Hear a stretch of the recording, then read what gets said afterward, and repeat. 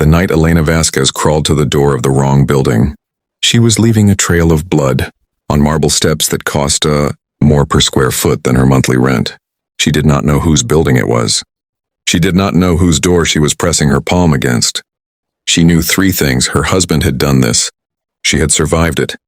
And she was not going to die on these steps. The door opened.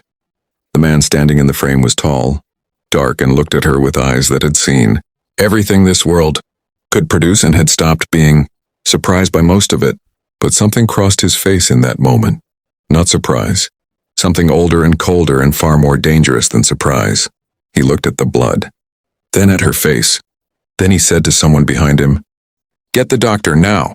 He knelt on his expensive marble steps and put his jacket around her shoulders and said to her directly, "You are safe. Nothing else touches you tonight." Elena Vasquez had not been safe in 4 years. She did not know what to do with the word. She held on to it anyway. Elena had not always been the woman bleeding on marble steps. 4 years ago, she had been someone else entirely. A structural engineer with a portfolio of bridge designs she was proud of. A small apartment she had filled with plants and books. A laugh that her colleagues said could fix a bad Monday. She had met Marco Vasquez at an industry gala. Charming, attentive, the kind of man who made you feel like the most important person in his radius. The warning signs had been there in the first year. Small things. A comment about her clothes. A dinner canceled because she had stayed late at work. A silence that lasted 3 days after she disagreed with him publicly at a party. She had read each sign and found an explanation for it that was more comfortable than the truth. This was not stupidity. This was what people do when they love someone and are afraid of what the truth costs. The escalation had been gradual enough to feel almost logical in retrospect, which was the most insidious thing about it. By year 2, she had quietly stopped seeing certain friends because Marco found reasons to be unhappy when she did. By year 3, she had taken a smaller role at her firm because he had said, reasonably, that her hours were affecting their marriage. By year 4, she had a life that fit entirely inside the shape he had decided it should fit, and she had arrived there one small concession at a time. The night of the marble steps was not the first time he had been physically violent. It was the first time she had been left alone long enough afterward to reach a door. She had reached it. That was the only thing that mattered now. The building she had crawled to was not random. She had been left 2 blocks away and had moved toward the nearest light. What she did not know was that the building belonged to Luca Carone. The Luca Carone, which would have meant nothing to Elena a year ago and meant a great deal to everyone else in that zip code. Luca was 38 years old and ran the Carone family's operations across the eastern seaboard with a precision that had kept them intact through 3 regime changes in the broader landscape of their world. He was not known for mercy. He was known for fairness, which is different and rarer. He was known for a code that had exactly one absolute rule, one that his father had given him and his father's father before that no woman and no child came to harm within the reach of the Carone name. Elena had crawled to the right door. She just didn't know it yet. The doctor arrived in 11 minutes.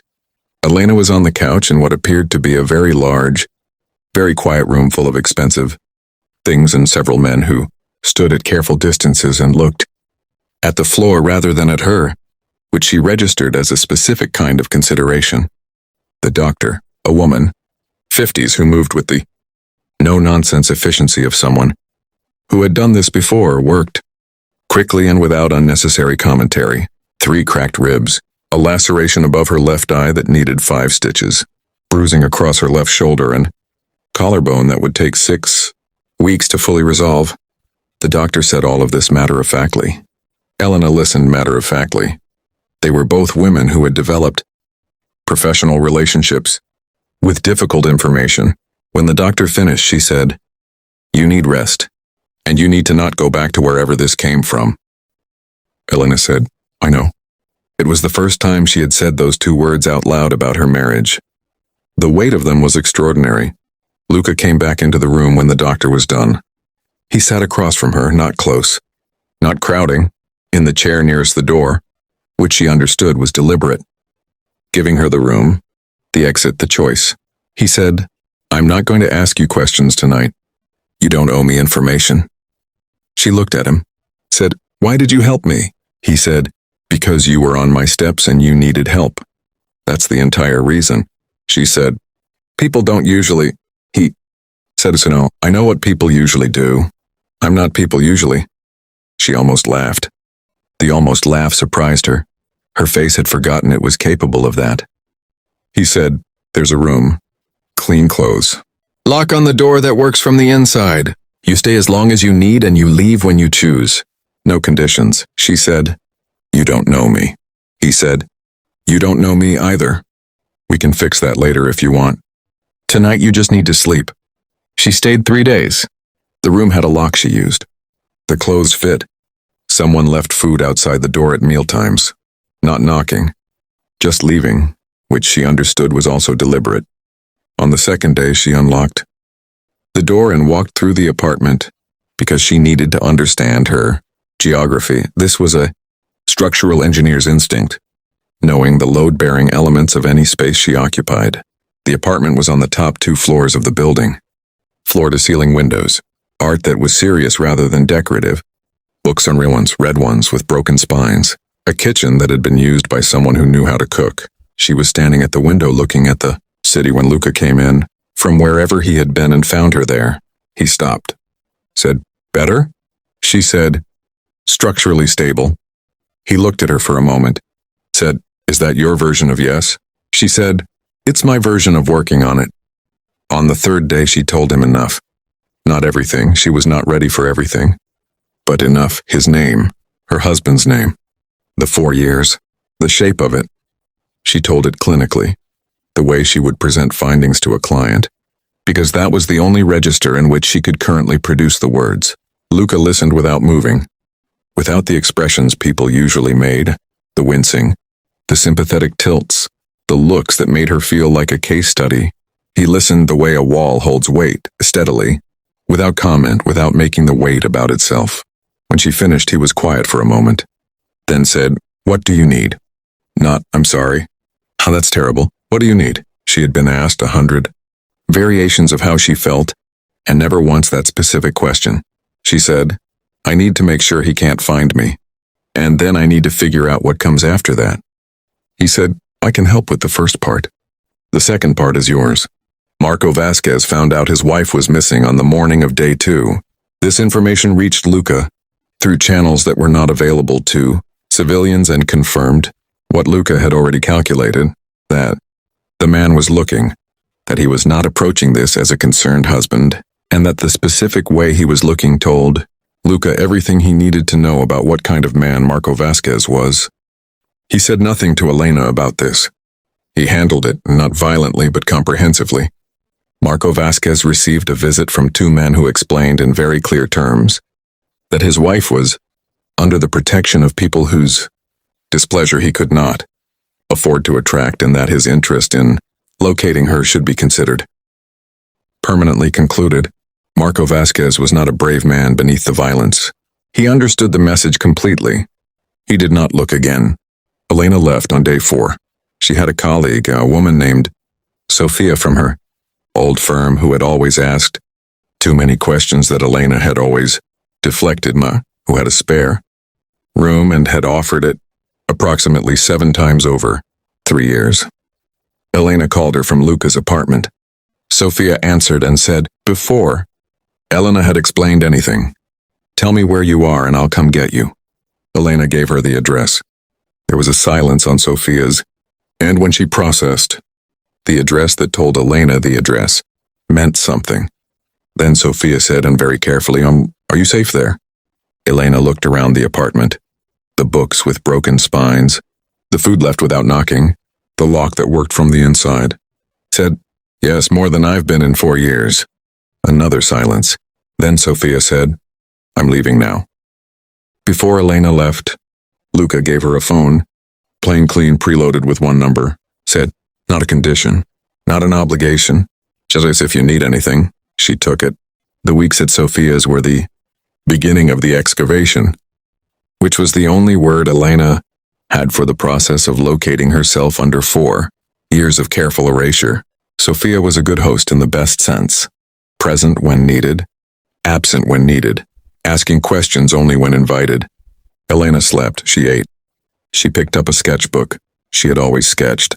Structural drawings, the way her hands thought, and found that her hands still knew how even when the rest of her was uncertain. She drew bridges. Always bridges, the things designed, specifically to connect two separate places across impossible distances.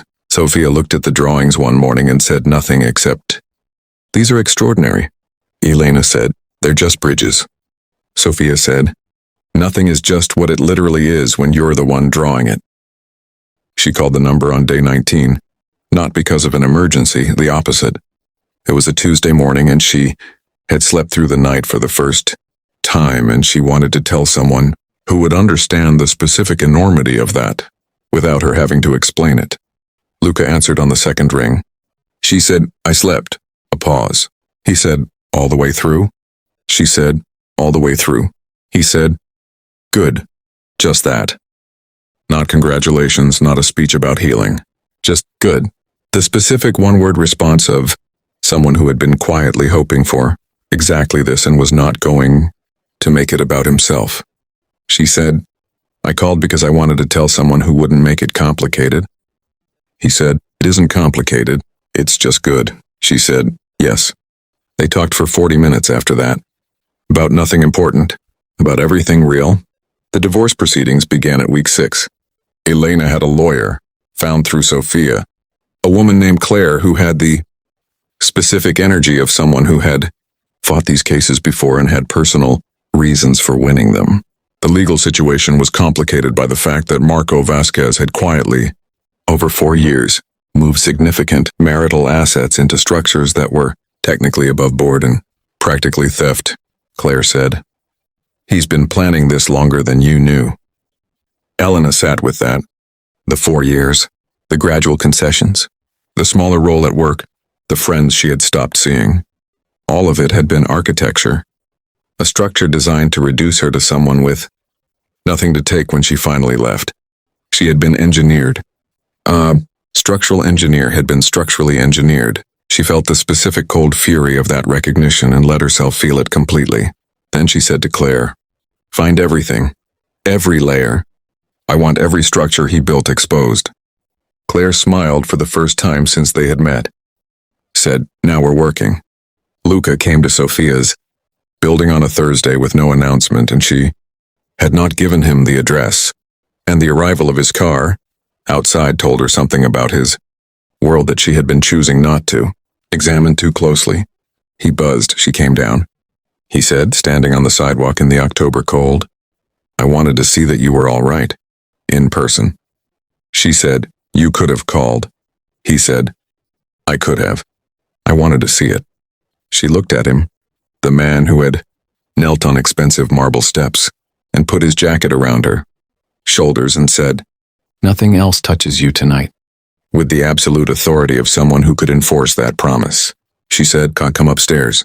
Sophia makes terrible coffee, but it's better than standing in the cold." He came upstairs.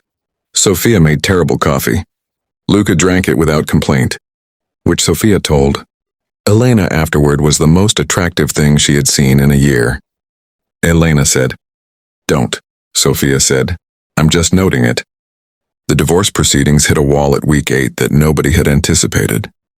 Claire called Elena on a Monday morning with the specific tone of a lawyer who has found something ugly and is organizing how to present it. She said, "Marco has filed a counterclaim.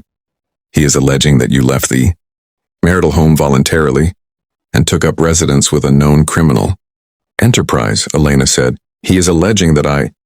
Claire said, "He has photographs of you entering and exiting the Carone building, of Luca Caroni, and he has submitted them to the court with a statement suggesting that your injuries were not sustained at his hand, but were the result of your own voluntary involvement with dangerous individuals." The silence on Elena's end was total. Then she said, very quietly, "He hit me and now he is using the door I crawled to as evidence against me," Claire said. "Yes, that is what he is doing," Elena said. "Can he win?" Claire said, "Not if we fight it correctly." But Elena I need to ask you directly about your relationship with Luca Carone. She called Luca before she called anyone else. He answered immediately. She said, Marco is using the photographs of me at your building in the divorce proceedings. He is saying my injuries came from you. He is trying to... She stopped, organized herself, said, I need to know if your involvement in my situation creates a legal problem for me, honestly. Luca said, Where are you? She said, Sophia's. Luca, honestly. He said, honestly. His claim is fabricated and provably so. The doctor who treated you is not associated with my operation, and her report is clean medical record. The timeline destroys his version. A pause. What he is doing is trying to make you afraid enough to settle. She said, Will it work? His voice was very quiet and very certain when he said, Not while I'm breathing. She said, Moan, this is my fight. He said, I know. I'm not fighting it for you. I'm making sure the ground under you is solid while you do. The next thing Luca did was the thing that changed everything. Not romantically, not strategically, but in terms of what Elena understood about who he was. He called Marco Vasquez directly. Not through intermediaries. Not with the two men in the quiet. Warning himself, Elena found out because Marco's lawyer filed an emergency motion claiming intimidation, which failed because the call had been recorded by Luca's own system, and the content was 40 seconds of Luca saying, You hit her. You left her to bleed. And now you are using a door she crawled to in order to survive as a weapon against her in court. I want you to understand that I know every financial structure you have built over the last 4 years, and I have people who can read them the way other people read newspapers. Settle fairly today. The motion failed. The recording was reviewed. Marco's lawyer advised him privately and urgently to settle. Elena read the transcript of the 40-second call and sat with it for a long time. Then she called Luca, said, You recorded it, he said. I record everything, she said. That was either very calculated or very angry. He said it was both. The settlement came at week 11. Not everything. Marco's lawyers were too good for everything, but enough. Her career asset valuation, the savings he had moved, a clean separation with no ongoing entanglement. Claire called it a strong outcome given the complexity. Elena sat in Claire's office after signing and felt something she had not been expecting, not relief exactly. Something larger and less comfortable than relief. The 4 years had ended on paper. The paper was clean and legal and final. But paper does not end 4 years, it just marks where they stopped. She shook Claire's hand, walked outside, stood on the street in the November, cold, and understood that the legal chapter closing meant the real one was just beginning. She was not the woman she had been before Marco. She was not yet fully the woman she was becoming. She was standing in the space between, which was the hardest place to inhabit, not behind, not ahead, just in the difficult, honest middle of it. She took a breath of cold air, went back to Sophia's, picked up her sketchbook, drew a bridge. He resurfaced at month 4, not with a polite message. Marco Vasquez had never been polite, only controlled, and he had stopped performing control. He went after her career instead. A complaint filed with her professional licensing board, anonymous, but the specific language traceable to someone who had watched her work for 4 years and knew exactly where to press.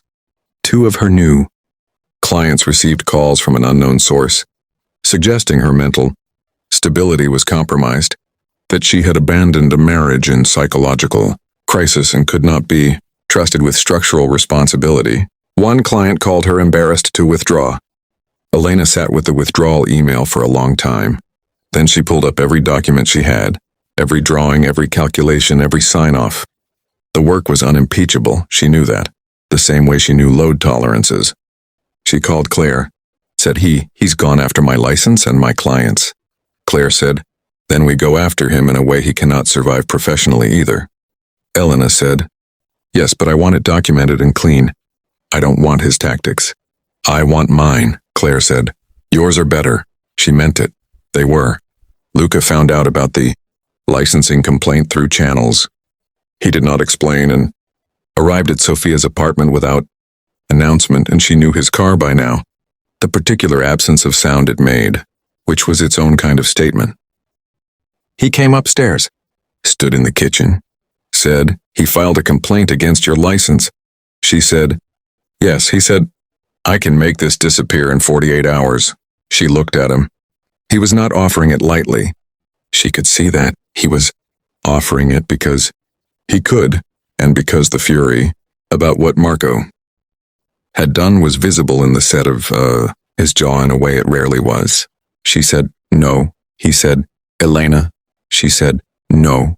"Luca, if my license survives because you intervened, then Marco wins differently.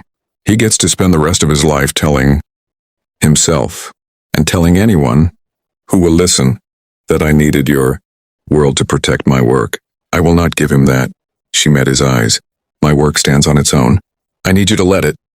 The silence between them was long. She could see him working through it, the specific tension of a man who fixes problems by nature being asked not to fix one. Finally, he said, "Tell me what you need from me." She said, "Be here, not instead of me, with me." He looked at her for a moment with something in his face she hadn't seen before. Not respect exactly, something past respect, something that didn't have a simpler name. He said, "I can do that." She went back to work at month 5, not her old firm, not the career that had been slowly compressed until it fit inside. Marco's comfort zone, something new, a structural consultancy, just her name and her drawings and the specific fearlessness of someone who has already lost everything that could be taken and learned to stand afterward. Her first client was a nonprofit building a community center in Brooklyn. She charged them below market and delivered work that was above it. By month 7, she had 8 clients. The licensing complaint was reviewed and dismissed. The work spoke, as she had known it would, because she had never done anything in her professional life she was not prepared to stand behind completely. One afternoon, she signed off on the first major structural drawing that went to permit under her own firm's name and sat back in her chair and felt something settle in her that had been unsettled for years. She told Luca over coffee, said, "I put my name on a building." He set down his cup, said, "Tell me." She told him for 40 minutes. He listened for all 40. When she finished, he said, "I want to see it when it's built." She said, 18 months, he said, "I'll be there." His world touched hers in ways she had decided to understand rather than avoid. There were evenings he canceled and returned with a quiet that told her something had happened and that she was, not going to be told what. There were rooms she was not invited into. She had accepted this, not blindly, but as an engineer accepts that some load paths are not visible from the outside, and you calculate for them anyway. At month 7, she said, "I need to know enough. Not everything. Enough to understand what I'm standing next to." He looked at her for a long moment. Then he told her. The family operation, the code, the specific things he would not do and the specific reasons why. She listened without the expressions people usually made. Asked 2 technical questions, precise, structural, that made him stop and look at her differently. He said, "You're assessing load capacity." She said, "It's how I understand things. The structure is more solid than I expected. The code is real, not performed." He said, "Yes." She said, "But there are things in your world I will not be able to accept. That will be true. When they arrive, I will tell you." He said, "I know. I'd rather have that than a version of you who looks away." She said, "Good, because I don't know how to look away." He said, "I know that about you." He said it like it was the thing he valued most. She fell in love with him on a Wednesday. Not a significant date, not a moment that announced itself. She had been working at his apartment, the table by the window where the light came in right, and had fallen asleep over her drawings, the way her body sometimes decided without consulting her. She woke with a blanket over her that had not been there before. Luca was in the kitchen doing something quiet, having apparently found her asleep and made a single decision about it that required no discussion and no waking her up. She lay still for a moment looking at the ceiling of the apartment, where she had first been told she was safe, and thought about the blanket. The food left without knocking. The Thursday mornings cleared in his schedule. The 40-second phone call. The "what do you need" when every other person had asked, "How do you feel?" She looked at the kitchen, said Luca. He said, "You're awake." She said, "I'm awake." She stood, crossed the apartment, stood in the kitchen doorway, said, "I'm in love with you." I'd been working up to saying it for 6 weeks and the blanket finished. Me. He turned, looked at her for a long moment, the specific look of a man trying to determine if what he is seeing is real. The way you look at something you have wanted for a long time and are afraid you have miscalculated. Then he crossed the kitchen in 3 steps, and his hands were on either side of her face, and he said very quietly, "I have been in love with you since you told me you were structurally stable, and I understood that was your version of trying." She said, "That was month 1, he said. "I know," she said. "You waited," he said. "You needed the time." And then she kissed him, not gently, not tentatively, but with the specific directness of a woman who has spent years not being allowed to be certain about anything and has just found something she is completely certain about. His arms came around her. The kitchen was quiet. Outside, the November city moved through itself. She did not think about before. She was entirely and only here. What came after was not without difficulty. She would not have trusted it if it had been. There were nights his world made demands that cost something real, that sent him back to her at strange hours with a silence that was not withdrawal but processing. And she had learned the difference. She would make coffee and sit near him without requiring him to perform recovery, which he told her once was the specific thing that undid him completely.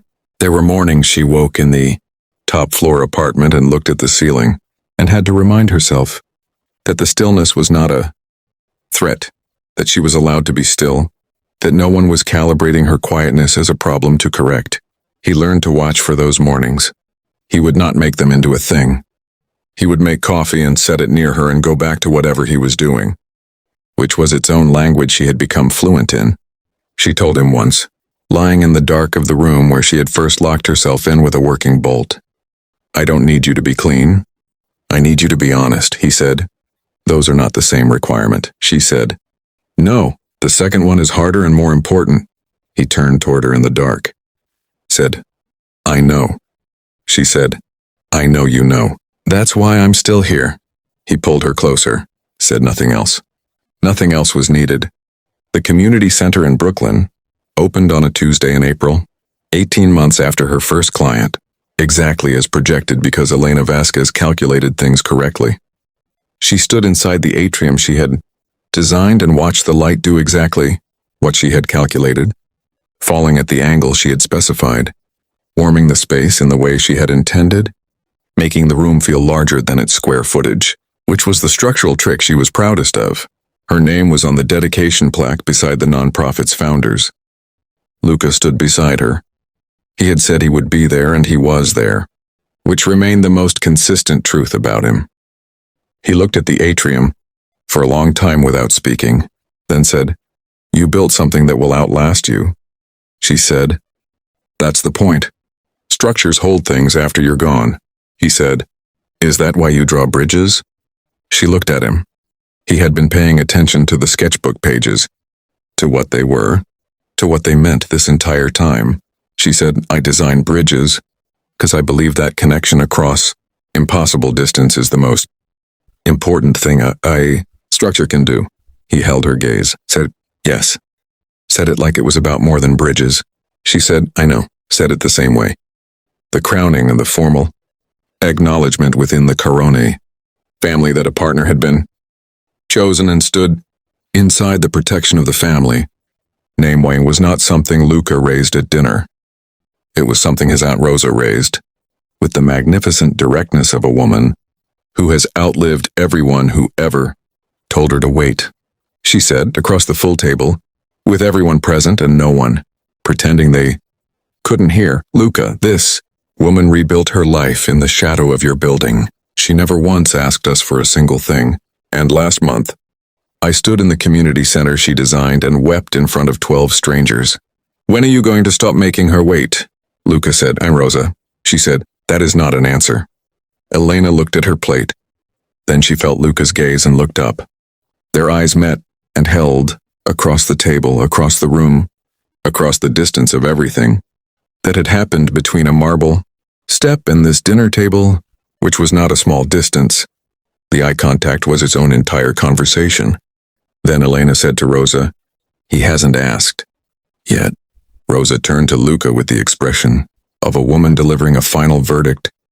With great personal satisfaction, Luca looked at Elena, said, "I was working up to it." Elena said, "Work faster." Rosa slapped the table and said, "Finally someone with sense." He asked on a Thursday. Their Thursday, but not the coffee table. He drove her without explanation to the building where she had crawled to his door 2 years before. She understood what it was when she saw it. Got out of the car without speaking. They stood together on the marble steps in the February cold, the steps that had cost more per square foot than her old monthly rent, that she had left a trail of blood on. That had been the first ground she had stood on in 4 years where no one was going to hurt her. He did not produce the ring dramatically. He held it between them quietly, the way he did everything that mattered, and said, "You told me once that you design bridges because connection across impossible distance is the most important thing a structure can do," she said. "Yes," he said, "I want to tell you what I knew at month 1 on these steps. When you told me you were structurally stable and I understood that was your version of I'm trying." His voice was steady and very certain. "I knew that I was standing next to the most structurally sound person I had ever encountered. Not because you weren't damaged, you were, but because you knew the difference between a wall and a load-bearing element. You knew what to keep and what to let fall. You crawled to my door bleeding, and you still had the presence of mind to assess the room." He looked at her. The February wind moved between them. "I want to spend whatever I have left building something with someone who thinks like that." Elena looked at the ring, looked at the steps, looked at him. She thought about all the bridges she had drawn in the hardest year of her life and by the structures designed to cross impossible distances, and then understood finally, completely, that she had been drawing toward this. She had not known the other side of the distance yet. She knew it now. She said, "Yes," not dramatically, with the certainty of someone who has calculated the load and confirmed it will hold. He exhaled, the specific exhale of a man who has been holding something for a very long time and has finally been given permission to put it down. He put the ring on her finger. She looked at it on her hand, on the hand that had pressed against this door bleeding, that had drawn bridges, that had signed her name to buildings. She looked up at him, said, "You brought me back to the steps." He said, "Where else?" 2 years after a woman crawled bleeding to a door she did not know, Elena Vasquez stood at the window of the AIM top-floor apartment and looked out at the city. That had been the backdrop of everything. Behind her the apartment was full. Rosa holding court at one end of the table with the magnificent authority of someone who considers herself personally responsible for how the evening was going. Sophia and Claire deep in a conversation that appeared to involve strong opinions and hand gestures. Carver near the kitchen looking simultaneously terrifying and completely at home, which she had stopped finding contradictory. And Luca in the middle of all of it, not performing, not managing, not holding the room together by force the way he held other rooms, just present, in the specific way of a man who had built his life around control and had found, in one bleeding woman on his marble steps, something worth choosing instead. He caught her eye across the room. She did not look away. She thought about the bridges, all of them, all those pages in the sketchbook through the hardest year of her life, the structures designed specifically to connect two separate places across impossible distances. She had thought she was drawing them because she needed to believe connection was still possible. She understood now that she had been drawing them because she already knew what she was building toward. She simply hadn't seen the other side yet. She crossed the room. He met her halfway. Of course he did. He always met her halfway. That was one of his most consistent and underrated qualities. And she took his hand. He held it. And Elena Vasquez, who had been reduced to a trail of blood on expensive marble and had rebuilt herself, one bridge at a time, into someone whose name was on buildings, stood in the middle of her own life, entirely, finally, completely, and understood that this had never been a rescue. It had never been a rescue. It had been two people, who had each crossed their own impossible distances and chosen. On a Thursday, on marble steps in February over coffee and a ring placed quietly between cups, to build something together that would hold long after they were gone. You just watched a woman who was told she was nothing, put her name on buildings, fight her own battles and choose love with her eyes wide open. I drop bridges in the comments if Elena's story made you feel everything, because she didn't need saving. She needed solid ground, on work faster. If that line had you screaming, "You're not alone," Rosa is all of us. And that kiss in the kitchen, though. The blanket did it. It always does. Next video we go somewhere this story was afraid to go. A woman who doesn't crawl to anyone's door. She kicks it in. Subscribe now and be there when it drops.